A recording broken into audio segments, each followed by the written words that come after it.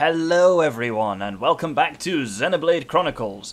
In the last episode, we made our way here to Kneecap Hill. We've emerged kind of onto the beginning of the Bionis Leg. Got a nice view of Mechonis over there, and the sword above us, and, well, you can just see beyond the fog, the Bionis up above there. And that is where we're going to, well, I say that's where we're going to be going in this episode. We're going to be going to the Bionis at the beginning of all the episodes for the foreseeable future, so, yes, we're definitely, it's meaningless to say that. But anyway, as we approach a brilliant area of the game, here's something on the left which is new to the definitive edition, which I'm not going to do for quite some time, but it's going to tell me about it. Hey Ryan, there's something here. Say Shulk. Say Shulk. What do you think this is? I don't know what happened to my voice there, Shulk. I'm normally such a manly man. I've no idea. Alright, I'll just poke it and see what happens. Hold on now. We don't know what it could do. It could be dangerous. We'll deal with that a little bit later.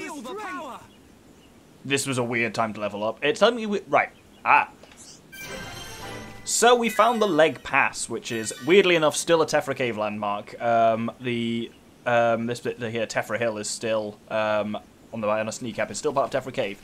What I want to do is show off some art. So it gave us a warning there that, we now basically, Ryan has more arts than he can equip at any one point, because now he's learned Sword Drive, and Sword Drive is bloody brilliant if I do say so myself. Let's level that up a little bit. Sword Drive is just stab an enemy, dealing a large amount of damage, compared to, say, War Swing does 100 per hit. Oh, balls. Come back here. Bone Upper does 200 per hit. Sword Drive does 1,200 to 1,400. It's got a hell of a cooldown, but it's an incredibly just hard-hitting move, and it's brilliant. So I'm going to set that, which now means we have to have something of Ryan's not on. Aura Burst can be quite handy for kind of debuffing them. Rage.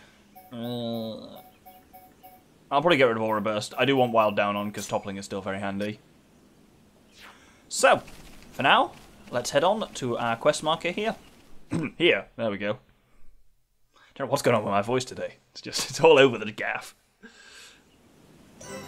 So this gives us Ragrinar Canyon Path, which, as the visualizer at the bottom will tell you, is on Bionis Leg. So we've got to a new major area yet, but it's still very much closed off. You can see again the sword and the rest of the Bionis up above us, and in front of us, Hom's Traders. So we'll start off by just rejigging equipment as necessary. Yes. I'm in the awkward case here where I have some better armor, like say these ranger shoes are just better than my light shoes, but they don't have the slot yet, because we're getting, you start to unlock kind of better tier gear that doesn't have slots yet, and it's really hard to compare sometimes between older gear that has slots, and I'm just going to keep the slots up for now, because I've actually got some fairly decent gems here. Let's have a look at Ryan. So this is the way I generally consider approaching shops, is basically go through everything you've got, and make sure you've got the best equipped of all the stuff you've got. Then sell everything that you're not currently using, then see if there's anything you want to buy. Always a nice way of doing it, that process. Aha, it's Prairie Attire is actually just better for both of them. Cool, with that we are all equipped, and this guy here, a Hom's Traveller, he's a generic NPC, so he is of course offering generic quests. Wow, it's rare for us to bump into anyone in this area. You look like you can handle yourself. Do you think you can take out a couple of Leg Arden for us? They're always attacking us for no reason. I hate them things. So that gives us Monster Quest 1, Part 1. You can see where this is going. If we keep talking to him. Then he'll ask us to defeat some Maker Bunnets for Part 2. And some Field Ponios for Part 3. And some Leg Volt for Part 4. So we'll be killing stuff around the Bionis Leg for quite some time. At this point, not got much to do other than just show off, well, a wonderful bit of game design. We've been in tight caves and narrow canyons for a while, and now let's see things open up a bit onto the Bionis Leg.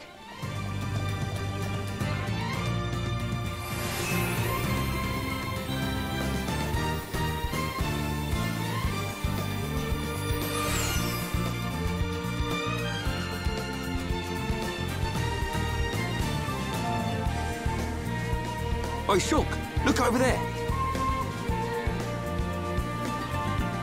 Smoke? Maybe someone's got a fire going. Hope they're cooking up something good. It's hardly a good spot for a barbecue. Come on, let's take a look.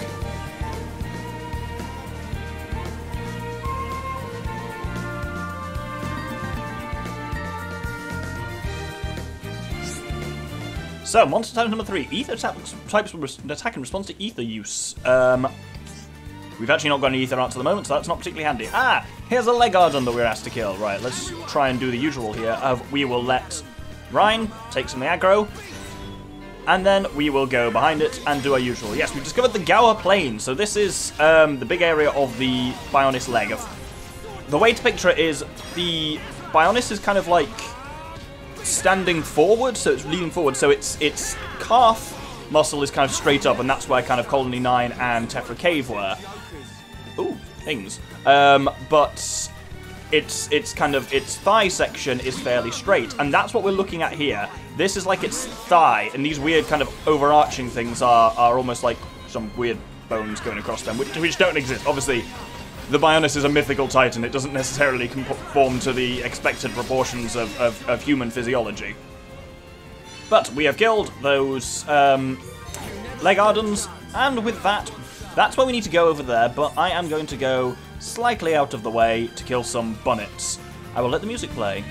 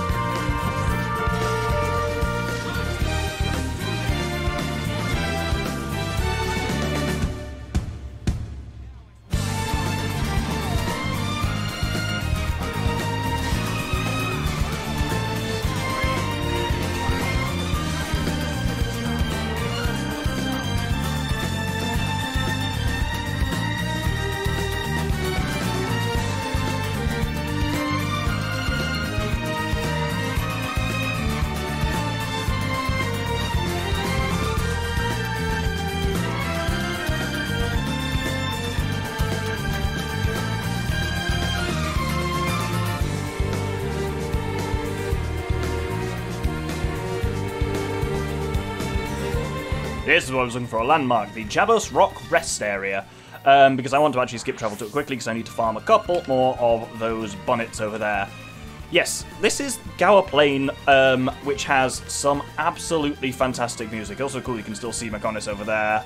You can see its sword above us, and you can see where its sword hits the chest of the Bionis there, and you can just start to see the Bionis' right arm coming down when kind of holding onto the sword there. We'll get better views of these at different points of the game, but it's cool to be able to see for now.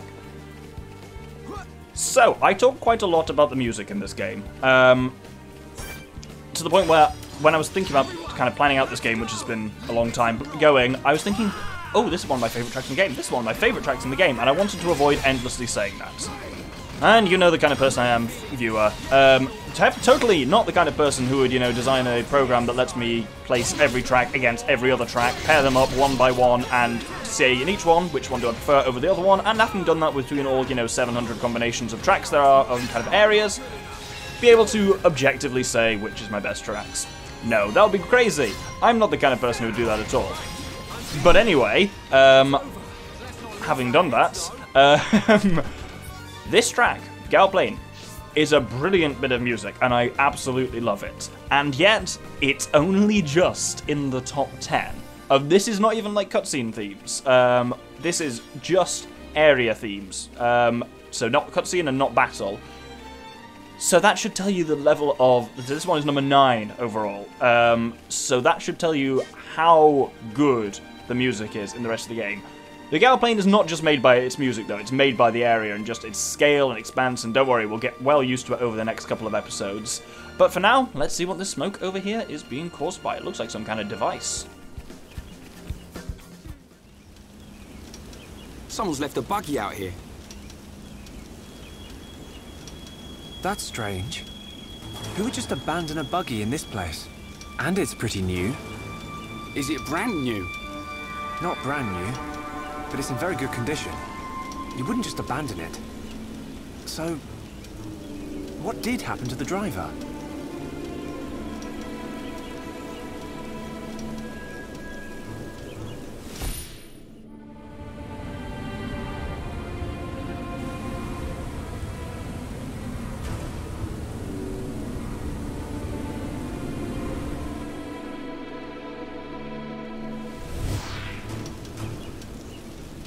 There's a boy. He's being attacked by monsters. You saw it happening? Where? I don't know, but it was near some water. Near water? But what made you have a vision all of a sudden? Maybe it was triggered by touching the buggy.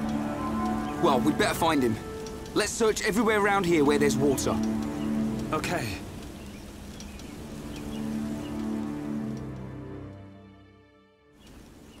I like at least that, you know, following everything that happened in Tephra Cave, Shulk and Ryan are now both fairly just accepting of Shulk's visions. They're not there like, oh, what does it mean? They're like, oh, this is some bad shit that's happened. We probably need to be aware of it. Now, it wasn't that bit of water down there. It doesn't quite look the right angle for it. So we are going to move towards it. I mean, there's a quest marker which tells you exactly where it is. But hey, there we go. We also, on the way, we had the objective to take out some field ponios. So let's do that quickly. Oh, I'll just show off. We've seen it already, but Ryan's sword drive. Oh, we'll topple this thing. And then look at its health when we do sword drive. It's a hefty whack, his sword drive. And obviously that level of damage means that Ryan is also very good at keeping the aggro because of that. Right, I'll take these guys out off camera. I think we need to do 5 in total, but I'll just do some of them.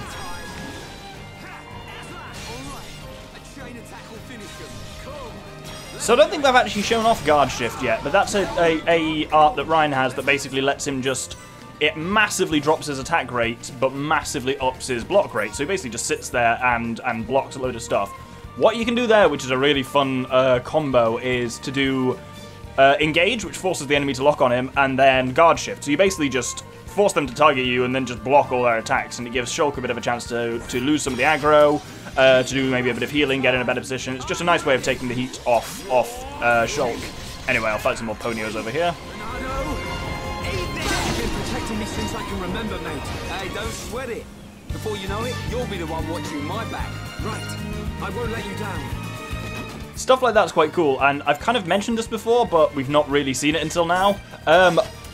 Things like that are, like, those kind of post-game comments, post-match comments, are tied to the affinity between the characters and also how far through the game you've got. So there's a lot of them, and you'll just see more as the game goes on. It's a really nice bit of using gameplay to make this a character piece. Like, Xenoblade has got some really cool story, don't get me wrong, I absolutely fucking love the story, but also it's got really good characters, and the way that it uses, like, you know, the messy quote fest that is combat to, like, to work on that is really cool. With that, oh, that wasn't our last ponyo, good lord. I think there's some more over here. Yeah, I'll finish off these last ones, and then we'll head over to where we need to be. Also watching out carefully there for Territorial Robot over there. It's an level 81 unique monster whose attention we absolutely do not want to get because he will tear our knobs off. So let's just focus on the ponios for now. There we go. So that is our 5th ponyo, which finishes off that. The final monster quest is to kill some Volfs, and they only come out at night. So we'll deal with that a little bit later. I'll finish up killing this guy. Right with his child watching. So confusingly, I don't know what route it's planning on taking because where the quest marker is just kind of shifts as you go along this slopey surface. It doesn't seem to fully understand it. But if we bring this up, you'll see it is, of course, this bit of water here. And you may have actually recognized it from the vision. Indeed, I guess you're supposed to, but I've got the quest marker on, and I'll always have the quest marker on. But here we can see, indeed, 2 leg ardens, which are up to some shit. Shulk! Over there!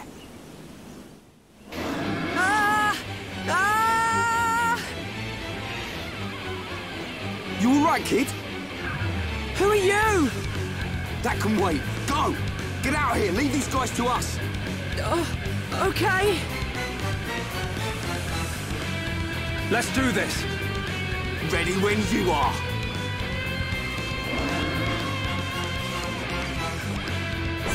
So fortunately, these are Berserk Ardens. We built up a pretty decent amount of chain attack, not chain attack, a party gauge during that fight with the ponios, which was not entirely accidental. I'm hoping to build up a little bit more here and let off a chain attack sooner rather than later. Though actually, we're making it through this first one pretty easily, which is good. Let's lock him onto me. 2 enemies especially, we really want as many of them not focusing on Shulk as possible. Ryan can take it easily enough. That's one of them done, and we should be able to finish the second one off with a chain attack soon. And it's becoming night. It'll be time to hunt some Volf soon. Excellent. I thought he was broken, so I toppled him badly. Shulk, why wouldn't you get behind him, please? That would be real helpful. rather than... Oh, it's because you've got the aggro. I really think chain attack would be great around now. Now's perfect for a chain attack, Shulk. There we go, at least I've got the aggro. Well, we're going to kill this guy without a chain attack.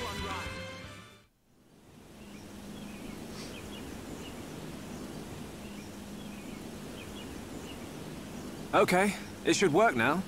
Great! You saved my skin. My buggy short-circuited, and then there were those monsters and... Well, thanks. I fixed the circuit, but it's out of ether. Change the cylinder and it will be as good as new. I think it's time for the introductions. I'm Ryan. He's Shulk. Pleased to meet you. Oh, hi. I'm Juju. Where are you two heading? If you've got time, you should come back to our camp. Your camp? Yeah, it's not far. How about it? Let's take him up on the offer. I'm surprised there's a Homs camp here, but they might have some information. I suppose. Juju, can you tell us how to get there? Sure. If you go back to the oasis, you should see a tall stone post. Head there first. Then what? There's a small path in the woods next to the stone post. Just follow it down to our camp. Got it. Now, let's make a move.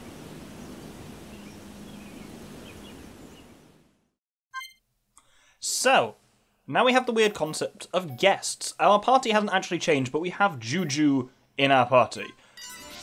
Ooh, skill learned. I just want to open with... Juju is probably the single most irritating character in all of Xenoblade Chronicles. 1 and 2, almost. He's a real piece of shit. Not because he's like an asshole or anything, he's just a whiny little bastard, and we'll see it over the coming episodes. I hate the man. Child, even. But he's with our party, but fortunately we don't have to see any more of the bastard than is strictly necessary. It's saying, Ryan's unlocked, increases max HP, that's pretty nice. Agility not buff, physical defense buff. Oh, if you get aggro drawn by Mad Taunt, I think will be very handy. Shulk, you were working towards what you should be. Yeah. Let's see if we can set any skill links. So Shulk can get this HP up by 5% from Ryan, which is real nice. Other than that, I don't think he's got much useful he can get. Ryan, can you get anything more useful from Shulk? No, not at this stage, but yeah. Skills are just a slow thing that burn in the background, but they're a nice little passive thing you don't have to think too much about. Anyway, it's soon to be nighttime. Nighttime is at 7 o'clock, not 8 o'clock. There we go. Also gives me a weird chance to talk about the sun on the world of the Bionis. It doesn't move. In case anyone was wondering, it's about there, and it just glows on during the daytime and then just fades away at nighttime. It doesn't orbit in any way like that, because as they've said, there's no evidence that the world of the Bionis is round. The mythology we hear in the opening thing talks about the world is an endless sky cloaked by a boundless sea, and then the Titans came into existence.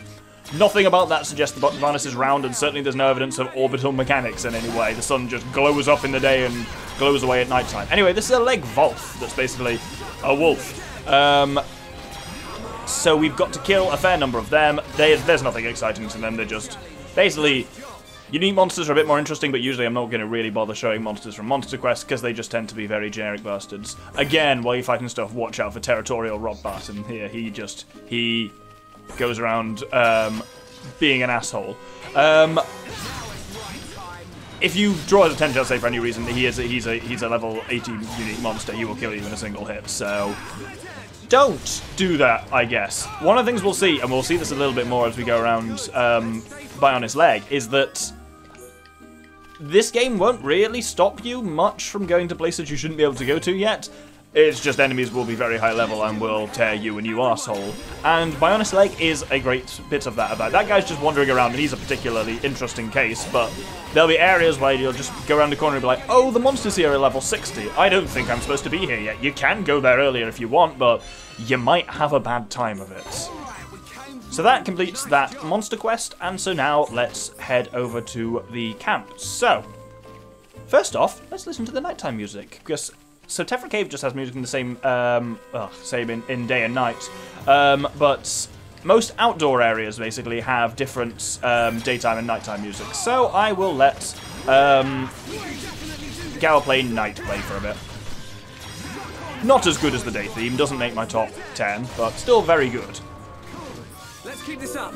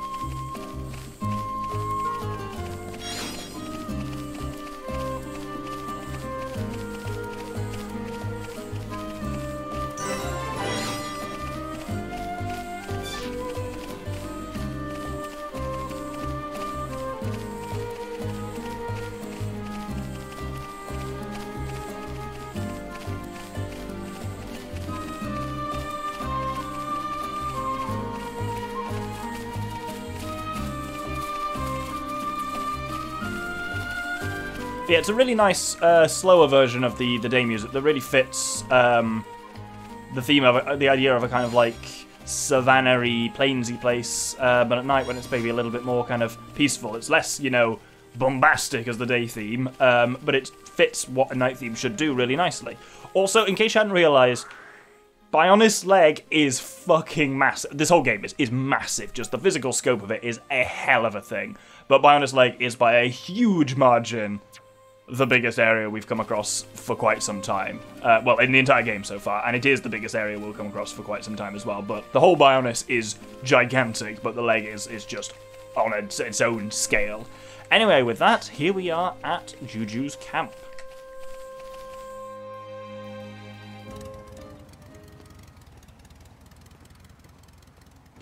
Juju! Where have you been? Juju!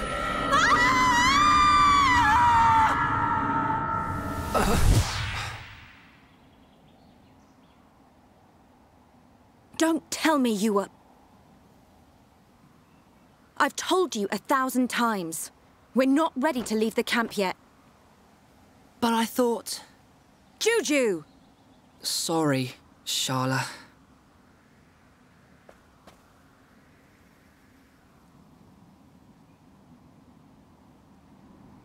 That gear.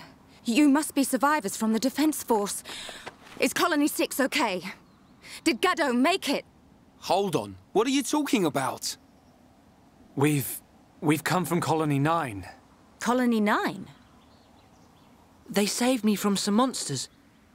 This is Ryan and Shulk. Oh, so you're not from Colony 6. Thank you for helping Juju. I'm his sister, Sharla. I told them they could rest here, with us. Did you now? Well, all right. I suppose that's only fair.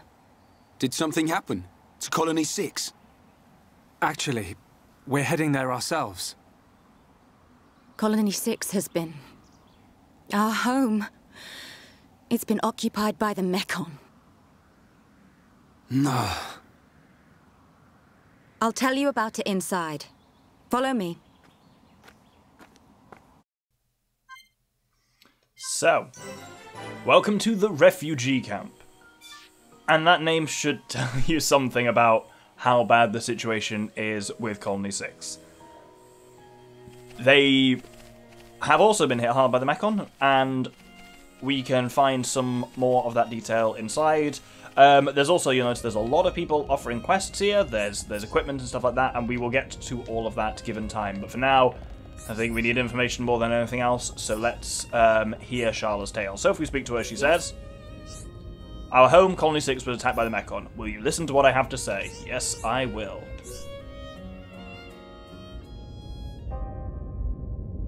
We had already fought off the Mechon a year ago. At the Battle of Sword Valley? It left us with a false sense of security. The Colony 6 Defense Force didn't even notice the approaching Mechon. By the time the air raid siren sounded, a swarm of Mechon had blackened the sky. They ate people and burned our buildings. Me and Juju dedicated ourselves to evacuating the children and elderly.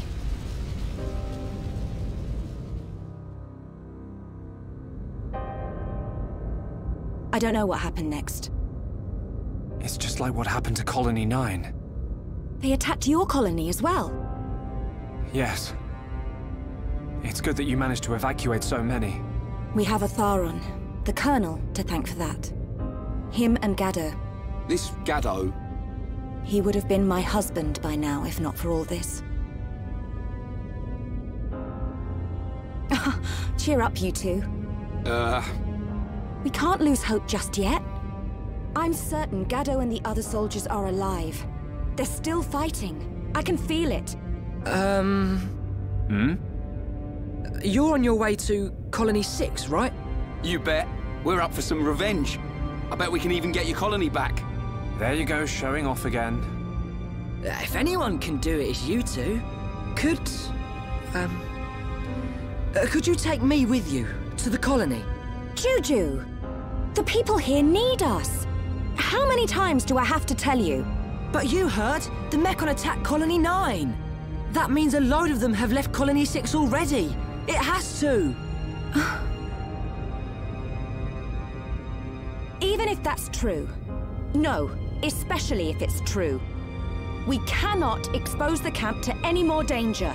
So, you don't care what happens to the people in the colony? How can you be so heartless? Are you that scared of the Mechon?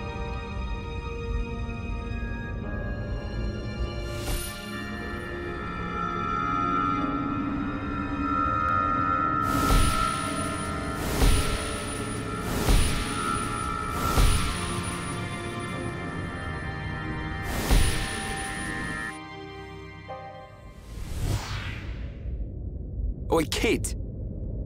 Ryan! You ought to know how Charlotte feels. Watch your mouth and have some respect.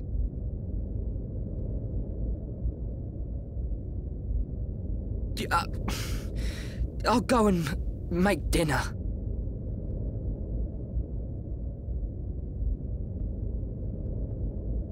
Maybe I was too hard on him. Shulk? Ryan, you really remind me of Gaddo when you get angry. I do?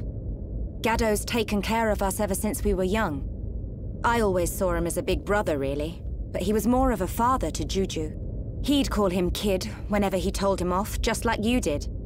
I don't think I'm ready to be someone's old man just yet. Wait, Shulk. Did it happen again? Yeah. You had another vision. Oh no! No! Juju!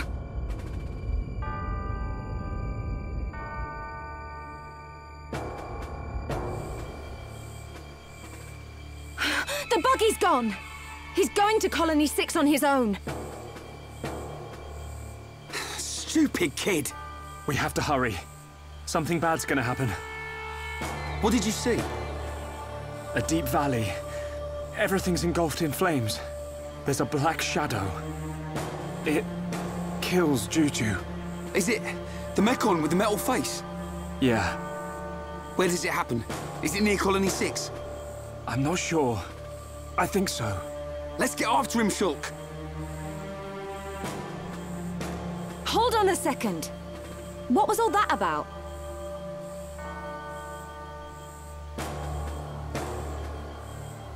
I know you won't believe this, but Shulk can see the future. The future? That's not possible. That's what I thought too. I still can't explain this, but that vision I had will come true unless we stop it. So you're telling me Juju's in danger? Believe it or don't believe it, that's your call. But I wouldn't be standing here if it weren't for Shulk's visions. Juju. Oh, okay. I can't say I believe you. But what have I got to lose? I like the way you think. Charlotte, you're... What? No, nothing. Oh, What are you doing? Let's go and find Juju.